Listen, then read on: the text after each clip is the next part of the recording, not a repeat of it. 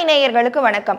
இந்தியாவுல சிறுவர்கள் ரத்த பாதிப்பாலையும் புற்றுநோயாலையும் அதிக அளவுல பாதிக்கப்பட்டிருக்காங்க அப்படின்னு ஆய்வுகள்ல தெரிவிச்சிருக்காங்க. இத பத்தி தான் இந்த வீடியோல பார்க்க போறோம். சோ வீடியோவை ஃபுல்லா பாருங்க. இந்தியாவுல 5ல இருந்து 19 வயதிற்கு மேற்பட்டவங்க புற்றுநோயில பாதிக்கப்பட்டிருக்காங்க அப்படின்னு மருத்துவ நிபுணர்களும் மற்றும் ஆய்வுகளும் தெரிவிச்சிருக்காங்க. இது முக்கிய காரணம் அப்படின்றதையும் குறிப்பிட்டிருக்காங்க. அதாவது மத்த டிசீஸை கம்பேர் பண்ணும்போது புற்றுநோயால அதிக அளவுல சிறுவர்கள் மற்றும் இளைஞர்கள் பாதிப்படைஞ்சிருக்காங்க.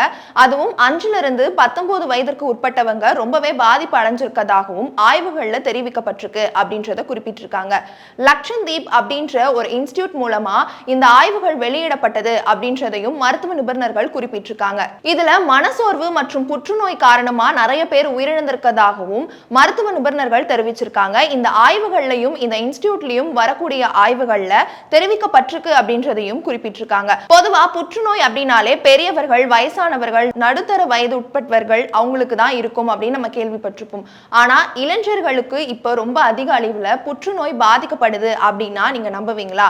புற்றுநோய் பாதிப்பு அடையக்கூடாது அப்படின்னு மருத்துவ நிபுணர்கள் பல வகையில நிறைய விஷயங்கள் பண்ணிட்டு வந்துட்டு இருந்தாலுமே டிசீஸ் ரொம்பவே அதிகமா பரவுது அப்படின்றது தான் ரொம்ப முக்கியம் அப்படின்றதையும் மருத்துவ நிபுணர்கள் தெரிவிச்சிருக்காங்க. குறிப்பா இளைஞர்கள் மற்றும் சிறுவர்களுக்கு அப்படின்றதையும் குறிப்பிட்டிருக்காங்க.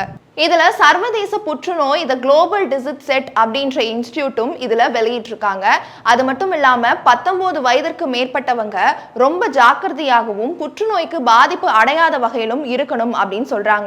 கடந்த 2023 இருந்து 2026 வரையும் 20.5% பேருக்கு பாதிப்பு அடைஞ்சிருக்கு அப்படின்னு சொல்றாங்க. அதாவது 100%த்துல 80 பேர் சிறுவர்கள் மற்றும் இளைஞர்கள் அப்படின்னு சொல்றாங்க. மீதி இருக்கக்கூடிய 20 பேர் தான் பெரியவங்க, முதியவர்கள் அப்படின்னு கணக்கிடப்படுது அப்படின்னு ஆய்வுகள்லையும் சொல்றாங்க. அதோட HIV-யை கம்பேர் பண்ணும்போது இந்த புற்றுநோய் தான் அதிக அளவுல பாதிப்பு அடைஞ்சிருக்கு அப்படின்றதையும் ஆய்வுல குறிப்பிட்டிருக்காங்க. அது மட்டும் இல்லாம இந்தியா மற்றும் நடுத்தர நாடுகள்லையும் புற்றுநோயால தான் நிறைய பேர் உயிரிழந்து வந்துட்டு இருக்காங்க அப்படின்றதையும் குறிப்பிட்டிருக்காங்க. பொதுவா 5ல இருந்து 15 வயதிற்கு உட்பட்டவர்கள் சிறுவர்களாக பாதிப்பு அடையக்கூடாது அப்படின்றதுதான் மருத்துவ நிபுணர்களோட அட்வைஸ் அப்படின்றதையும் சொல்லியிருக்காங்க. ஆனா 5ல இருந்து 19 வயதிற்கு மேற்பட்டவங்க தான் இதுல பாதிப்பு அடையறாங்க அப்படின்றதையும் குறிப்பிட்டிருக்காங்க. மேலும் கடந்த 1990ல இருந்து 2023 வரையும் 16,009% பேர் பாதிப்பு அடைஞ்சிருக்கதாகவும் ஆய்வுல தெரிவிச்சிருக்காங்க. 2023ல இருந்து 2026 வரையும் 20.3% பேர் பாதிப்பு அடைஞ்சிருக்காங்கன்னு சொல்லியிருக்காங்க.